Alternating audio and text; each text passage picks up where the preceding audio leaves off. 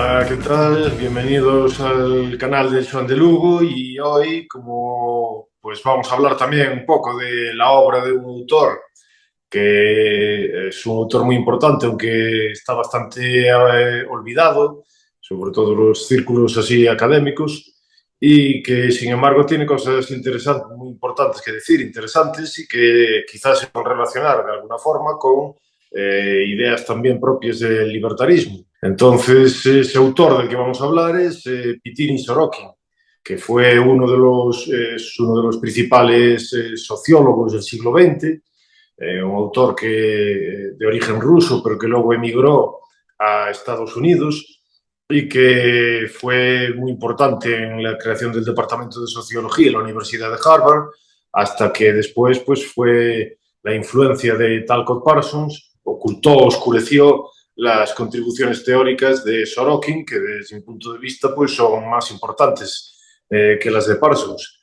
Y Sorokin era un autor que también pretendía hacer o interesaba un análisis empírico de la realidad sociológica y, sin embargo, tampoco descartaba la importancia de los conceptos filosóficos y de las ideas así teóricas y abstractas. Y tuvo pues, es una obra enorme, escribió decenas y decenas de libros, pero uno de sus principales libros es Social and Cultural Dynamics, y en ese libro va a plantear la existencia de diferentes mentalidades culturales. Y según esas mentalidades culturales, pues la organización o la disposición o el enfoque principal que adoptará una determinada sociedad será de un sentido o en otro. Eso tendrá repercusiones muy importantes en términos culturales, políticos, ideológicos, etcétera, etcétera. ¿Y cuáles son las características principales o los tipos principales de mentalidad que destaca Sorokin?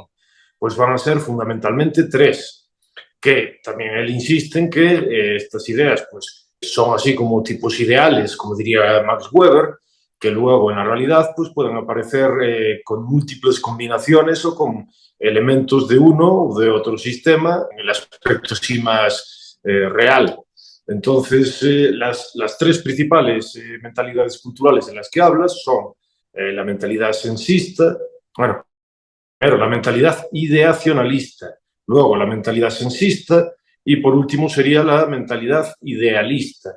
Y hay unas características fundamentales que las van a diferenciar a unas de otras. Entonces, por lo que respecta a la mentalidad ideacionalista, ese tipo de mentalidad es aquella que está enfocada en un mundo trascendente, en algo más allá de este mundo, en una realidad superior que es más importante que la realidad que podemos percibir con nuestros sentidos. Entonces, en este tipo de mentalidades culturales, por ejemplo, se enfatizan a la hora de adquirir conocimiento o epistémicamente de cómo podemos llegar a descubrir cómo funcionan las cosas, enfatizan cuestiones como, por ejemplo, la introspección, la intuición, la revelación o cosas relacionadas con un conocimiento trascendente de la realidad que no alcanzamos exactamente a través de lo que nos ofrecen nuestros sentidos.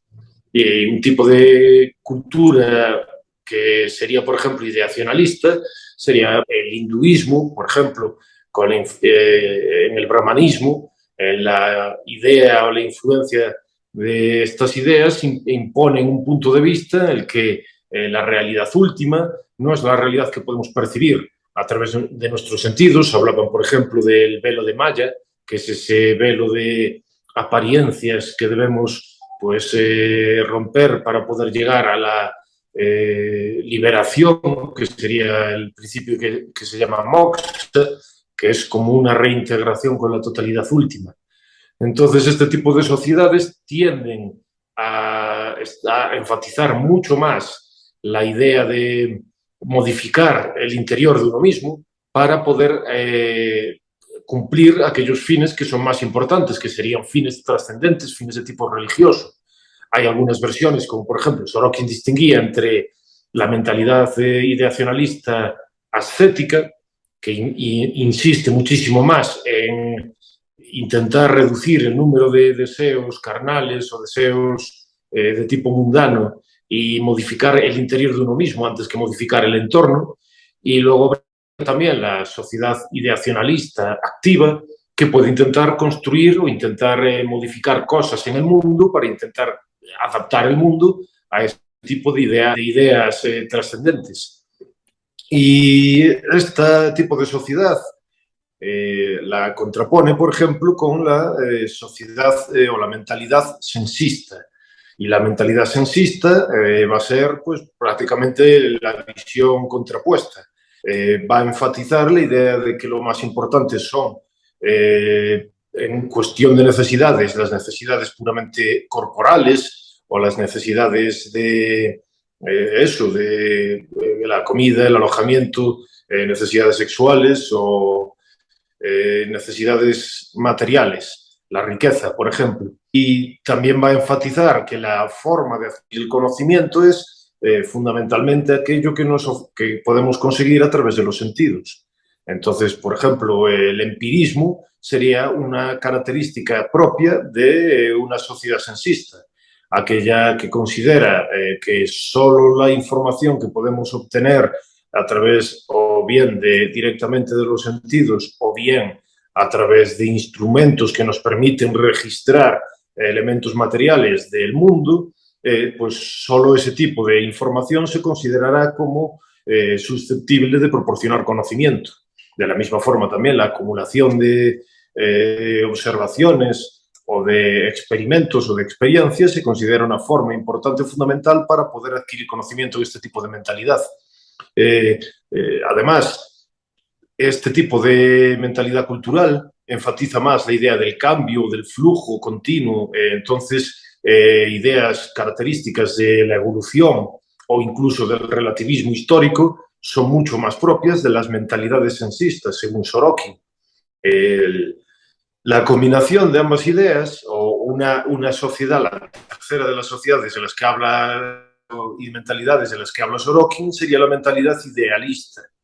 En la mentalidad idealista se tienden a combinar aspectos de ambas sociedades, de las sensistas y de las ideacionalistas. Entonces, no se descarta la importancia del conocimiento que nos ofrecen los sentidos, por ejemplo, pero se le da más importancia a las ideas esas trascendentes, como por ejemplo la idea de ideas filosóficas o ideas así sobre una realidad última. Entonces sería una combinación, pero generalmente la preponderancia jerárquica se le daría a esas ideas de tipo así no material o no mundano.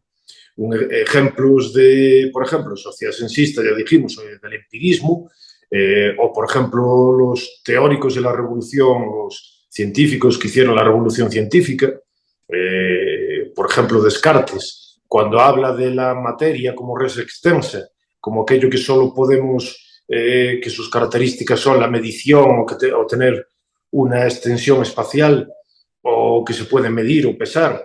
Esas son características de mentalidades sensistas. De la mentalidad idealista, por ejemplo, sería la filosofía aristotélico-tomista, que le da importancia al conocimiento que nos ofrecen o que adquirimos a través, la información que adquirimos a través de los sentidos.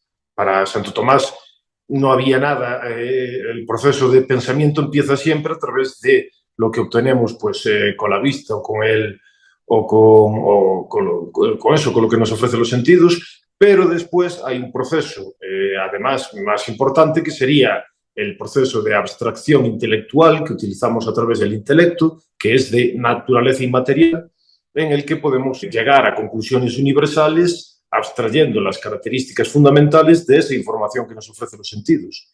Entonces, ese sería un ejemplo de mentalidad idealista, que sería una combinación de ambas cosas. Mientras que los ideacionalistas tienden a despreciar la idea de los sentidos curiosamente, en todos los sentidos posibles, es decir, no solo como fuente de información, sino también, por ejemplo, enfatizando la importancia de retirarse del mundo y ponerse, por ejemplo, a meditar o a contemplar. En la visión idealista, pues no se desprecia a los sentidos, sino que simplemente se considera que tienen que estar ordenados de la forma adecuada. Y esto, ¿por qué es importante toda esta definición de Sorokin ¿Por qué es importante en términos de relacionarlo, por ejemplo, con la filosofía política del libertarismo? Pues porque según la mentalidad que uno tenga o la tendencia que uno tenga, va el libertarismo que va a manifestar, pues tendrá unas características u otras.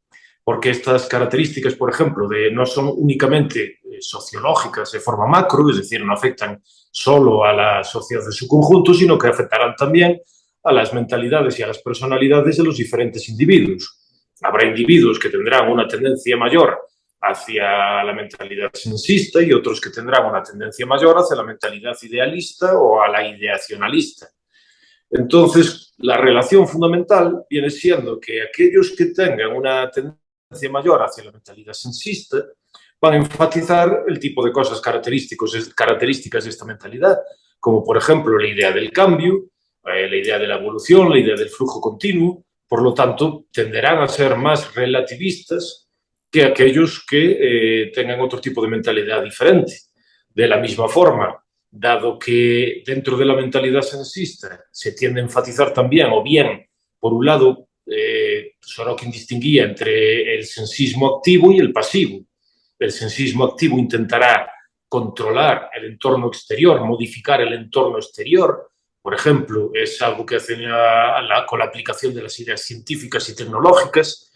Y el sensismo pasivo, pues pensará que lo más importante es disfrutar de los placeres sensuales. Sería, por ejemplo, las ideas del carpe diem y de disfrutar viva la vida loca, como diría el filósofo sensista Ricky Martin. Y entonces esto se traslada también a las ideas de algunos libertarios. Los libertarios que tienen más mentalidad o una tendencia mayor hacia la mentalidad sensista enfatizan principalmente la idea esta, por ejemplo, de la riqueza material como el principio fundamental, es decir, que tenemos que evitar que la intervención del gobierno, porque eso lleva a un mayor incremento del Producto Interior Bruto o no, a un mayor incremento de la riqueza, y así pues tendremos una mayor prosperidad, y esa es la parte más importante del libertarismo, de luchar contra la intervención del Estado en la economía, por ejemplo. Los que enfatizan más, tienen una mentalidad más de sensismo pasivo, pues dirán que hay que evitar la interferencia del Estado en la vida de las personas porque los proyectos de vida y aquello que ellos quieren hacer pues es lo más importante. Entonces, pues eso, lo de legalizar las drogas y el alcohol o la fiesta o lo que sea. Y eso es la parte fundamental de esa mentalidad, que es que el Estado no intervenga en estas cosas, porque pues a eso le damos una gran importancia. De la misma forma se enfatizará también la idea de la voluntad, del voluntarismo, puesto que todo está en flujo y todo depende también de cómo podemos nosotros, pues o bien modificar el mundo exterior o bien disfrutar del mundo exterior. La idea de la voluntad se considera muy importante porque es lo que nos permite pues, hacer ese tipo de cosas, que se relaciona con la idea del voluntarismo, del liberalismo, por ejemplo, en realidad de Locke o de otros. Y eso quiere decir que va a tener una determinada trayectoria, una determinada perspectiva, ese tipo de libertarismo o ese tipo de individuos o de personas que tienden más a esa mentalidad. Sin embargo, puede haber otros que tiendan más a una mentalidad idealista. La ideacionalista sería un poco más complicado, aunque también puede existir, pero sería más importante la mentalidad idealista. Aquellos que sean libertarios, pero que tengan un tipo de mentalidad más idealista, no enfatizarán tanto la idea de que, pues, que no nos permitan eso, pues, hacer nuestros proyectos de vida. Ese no será el elemento fundamental. El elemento fundamental será que existe un determinado orden en el universo, como por ejemplo una ley natural. Y la ley natural establece cuáles son los ámbitos en los que son legítimos el uso de la violencia y aquellos en los que no lo son. Y aquellos en los que no es legítimo el uso de la violencia, pues pues debemos evitar o luchar contra el uso injustificado e ilegítimo de la violencia en esos casos. Eso no quiere decir que no exista un orden moral superior. Entonces, un idealista, desde esta tendencia, podrá decir que existe un orden moral superior, incluso aunque no se pueda utilizar la violencia desde el Estado para obligar a la gente a comportarse de acuerdo con ese orden moral.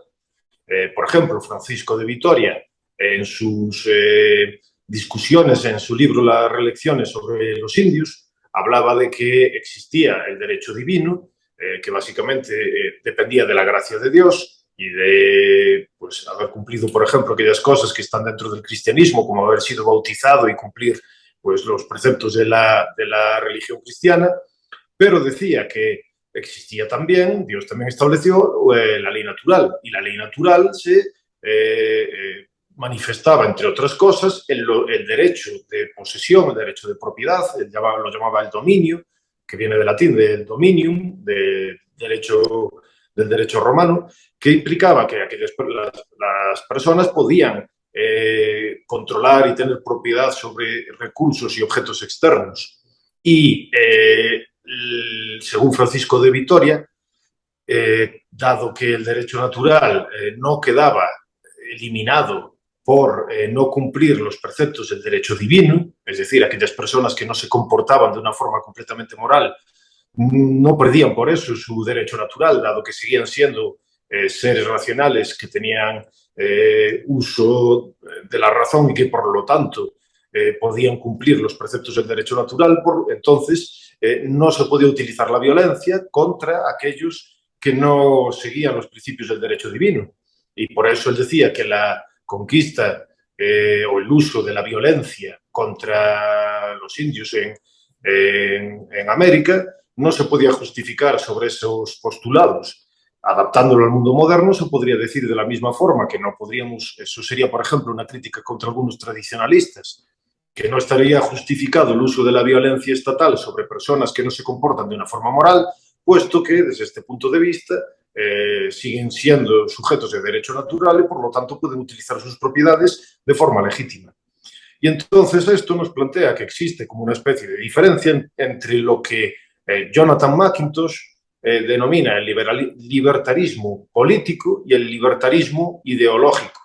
Y me parece que es una cuestión que es una diferencia fundamental y esencial entre los distintos tipos de libertarios y que no se suele hacer mucho énfasis en esta diferencia fundamental en el discurso actual. Según Jonathan McIntosh, los libertarios ideológicos serían aquellos, y no es una crítica lo de ser ideológico, no quiere decir es que es una ideología, por lo tanto está mal, como dicen algunos. Yo odio ese punto de vista. Una ideología no es algo necesariamente malo por el mero hecho de ser una ideología. Una ideología es un conjunto de ideas. Entonces no es... Robert Nisbet, por ejemplo, hablaba del conservadurismo, que los conservadores suelen decir es que nosotros no somos ideológicos, ¿no? Él decía que era, y Robert Nisbet era conservador, y decía que era también una ideología, que era un conjunto de ideas que intentaban estudiar o aplicar pues, postulados al análisis de la realidad. Entonces, en este sentido, el hecho de llamarlo libertarismo ideológico no es una crítica en sí mismo, es solo una forma de definición. Y este libertarismo sería ideológico porque es más amplio.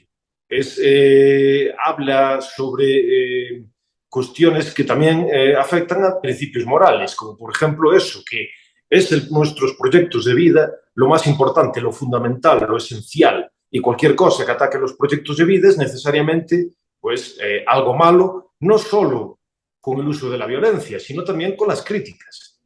Al decir, por ejemplo, este comportamiento es inmoral, este comportamiento no se debería realizar, pues eso se considera como algo negativo. Y la idea de la tolerancia y de aceptar todo aquello que procede de la voluntad individual, siempre y cuando no pues agreda a otros, se considera como algo digno de alabanza y algo digno de celebración. Entonces, sería el punto de vista del libertarismo ideológico. El punto de vista del libertarismo político sería simplemente analizar en qué circunstancias pueden aquellos que tienen autoridad política utilizar la violencia física. Y simplemente se quedaría en ese ámbito. Sería, por ejemplo, el característico de Rothbard o el característico de autores similares. Entonces, no implica una idea sobre qué es moral, que es bueno, cómo debemos llevar a cabo nuestras vidas, sino simplemente una limitación al uso de la violencia física. Por eso Jonathan McIntosh considera, criticando, por ejemplo, a Edward Fesser, que el libertarismo político, en este sentido, es perfectamente compatible con una filosofía moral, con una filosofía católica, porque simplemente implica estudiar en qué ámbitos aquellos que tienen autoridad política pueden utilizar la violencia o no. El que no sería compatible sería, por ejemplo, el libertarismo ideológico, porque el libertarismo ideológico implica un determinado punto de vista antropológico y moral que dice eso, que siempre que utilices tu voluntad y no agredas a otros, todo aquello que hagas pues, debe considerarse como algo positivo o como algo, como mínimo, no censurable. Entonces, me parece que esta es una diferencia muy importante entre los distintos tipos de libertarios y tiene que ver con esas mentalidades, con la mentalidad sensista y con la mentalidad idealista. Yo personalmente, por ejemplo, por lo menos intelectual o teóricamente, me consideraría más bien un idealista y también un libertario político, en los sentidos de Jonathan McIntosh. Y no estaría de acuerdo con aquellos que, pues eso, que proponen que los proyectos de vida son lo más importante de las personas. Yo creo que hay un orden moral y natural y filosófico que no fue creado, no lo creamos nosotros, sino que lo descubrimos y que para llevar una vida buena pues debemos adaptarnos a ese orden moral y dentro de ese orden moral está la prohibición del uso de la violencia física agresiva siempre y cuando alguien no vulnere los derechos de propiedad de otras personas. Pero no estaría de acuerdo, por ejemplo, con esas visiones de libertarismo ideológico. Y me parece que ese tipo de visión encaja mejor en una mentalidad sensista, que cree, por ejemplo, que no existe trascendencia o que no existe un orden moral superior o que no existe o que es relativista o que enfatiza esa idea de flujo continuo. Entonces, este tipo de ideas que me parece a mí que no están muy pues que no se enfatizan tanto, me parece que son interesantes y es algo que gracias a la obra de Sorokin pues, se puede estudiar y que merece la pena pues por lo menos prestarle algo de atención. Y solo quería hablar sobre este tipo de cosas así de una forma más o menos por encima. Muchas gracias a todos por escucharnos y bueno, dejad los comentarios sobre qué os parece en ese tipo de ideas o de la obra de Sorokin o de Jonathan McIntosh y nos vemos para la siguiente. Adiós.